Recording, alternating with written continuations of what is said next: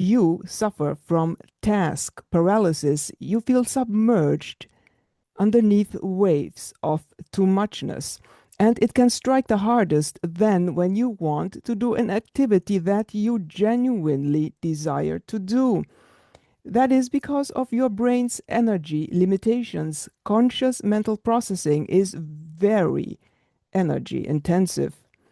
Overwhelm is linked to a reduction in sensory processing. Instead of continuing to focus on the activity you genuinely desire, your brain inhibits sensory input and you focus instead on perceived threats.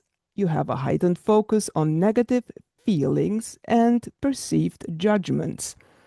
That is why you may intensely desire to start writing your book, because you can intellectually picture the many rewards and benefits you will gain, but you find the anticipated effort overwhelming. The second pitfall is you have decided you don't have the time to create your precious story. Tunneling occurs when scarcity heightens your focus and you address scarcity related issues only. All you can see is that you do not have the time. You suffer from a cognitive load. That refers to how scarcity related thoughts create a mental bandwidth burden that reduces your overall cognitive capacity. You excessively focus only on getting certain things done because you do not have the time. You experience decreased executive control abilities, which will make it harder to resist immediate gratification that will push you off your path of writing your long-term project, your book. Instead, you may be opting for the next best thing that makes you feel better and that you believe you can manage quickly. That also can refer to individuals who stop the long-term creative process in order to get some quick fixes for various writing hurdles they may find on the internet. And those come and go. They are not permanent. The long-term challenge will remain. Time scarcity impairs your cognitive flexibility and adaptability. Writing is creative. You must adapt to changing circumstances, changing thoughts. You must shift your different mental tasks and perspectives. All of these are must-have qualities for successful writing, but if you do not have the time, you're impairing your cognitive flexibility and you really will not have the time. Anxiety that results alters your perception of time. It will make time seem pass very quickly because you're under a lot of pressure. You may make some very short-sighted decision. And this feeling of time scarcity will subject you to a turmoil of emotions that you will not be able to resolve. Number three, when you are worried about money. You don't have the money to write your book. Your brain doesn't just feel stressed. It can physically change. Financial stress significantly impairs crucial areas of your central nervous system. It affects how you think, feel, and function. And stress hormones can make your brain shrink over time, which means that the chronic worry about whether you'll have enough money will fundamentally incapacitate you and make you stupider than you are. And what does that tell you about your potential to write your beautiful book? Now, when you think about procrastination, you often imagine putting off unpleasant tasks such as filing taxes or cleaning your apartment. However, perhaps the most puzzling form of procrastination occurs is when it strikes you and you delay activities all of a sudden that you, however, genuinely desire, but now you think it's better to put them off. It's that book that you've been yearning to write, the training you have been dreaming about taking so you can start and finish your book. Procrastination can be a huge problem for authors, much more than for other people. Why? Because you will carry the mental load of the unfinished task of your book everywhere you go. And that can prevent you from being fully conscious in other activities that you may need to be able to plan and execute your writing project. You will cause yourself much more stress than you otherwise would have. And what are the mental loads of unfinished tasks? In this case, the unfinished task of writing your book. They create huge subconscious loops. Procrastination can mean that you get bogged down in doing the same project over and over again. What you really are doing is you are pushing it off. You are preparing yourself for it. There are other actions you must take first. You will get to it very soon.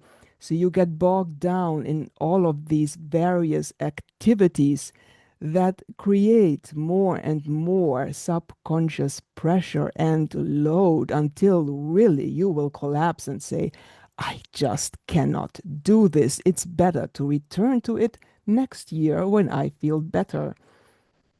Number 5, keeping secrets. Well, we all agree there is a certain mystery that comes from the material that you like to put in your book, and many of us can take that mystery a little bit too far and decide there are certain things that we just don't want to make public. It'll rather stay that mystery in the background that can make the book so terribly appealing, but those are secrets.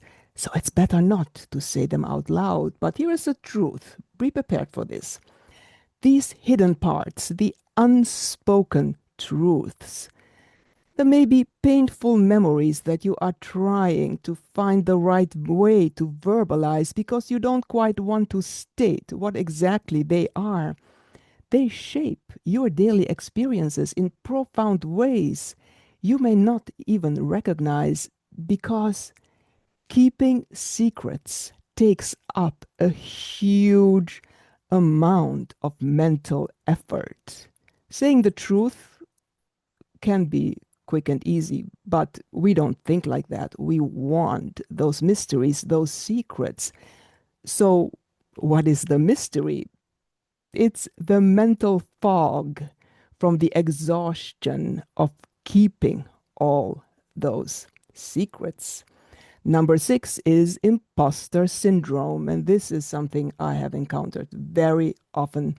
It most likely has already happened to you, maybe even on your job, not only on writing your book. Have you ever hesitated to speak out about something that you know is well thought out and right, but then you became anxious and you felt like a fraud? You felt, well, what I want to say really isn't true at all. In terms of writing your book, you may feel to being a fraudulent author. You may feel that people will think, oh, that person never wrote that book. You may feel naked standing out there in the public with people staring at you and saying, who is this? This person never wrote anything. You may be very afraid of unfair criticism. You may be in the middle of beautifully telling an important aspect of your book, but suddenly you become convinced that no one believes this. People will judge me. That's a very closely related aspect. If this interests you as any of these other points, check out my book at the link below, where I not only explain all of these 7 pitfalls in greater detail, but I also offer some very helpful tips on how you can overcome them and start overcoming them now. Number 7 has 2 parts to it. The first one is, I'm not in the right space to write my book now. I still need to do more research. I have too many other responsibilities. It feels too complicated. I still need to speak to my family about investing money into this project. So what are you doing? You amplify the difficulties you perceive and you deflect. That is called lethargy. It means you have ruminated over your passion project for too long, and that most likely happens subconsciously. Or maybe you lacked the skills or guidance and you reworked. You are writing once too many times. And these extended periods of cognitive work cause potentially toxic byproducts to accumulate in the prefrontal cortex of your brain. It's that brain region that is responsible for complex thinking, decision making, and self control. And this fatigue impacts your brain regions central to alertness, attention, and higher order cognitive processes. You experience a measurable decline in your ability to focus and to engage in cognitive thinking. You augment the perceived difficulties and deflect. It's a very specific process that's called lethargy. And there's much more said about this in my book. And then we get to the second part of number 7, which is apathy. It may appear closely related, but it's actually very different. You ask yourself, was this ever worth the effort? Okay, I wrote a couple of chapters, but is it worth it? Where am I now? I'm sort of still in the same place and don't know where I'm going. And will this even be worth it? What does that mean? Your motivation falters. And it does so when you actually genuinely want to engage with life. You experience a disconnect between desire and action. Apathy is a motivation problem. Your willingness to exert effort is compromised. Again, apathy is a problem of motivation. You must maintain, after all, the effort toward goals over time. You not only ask, was this worth it?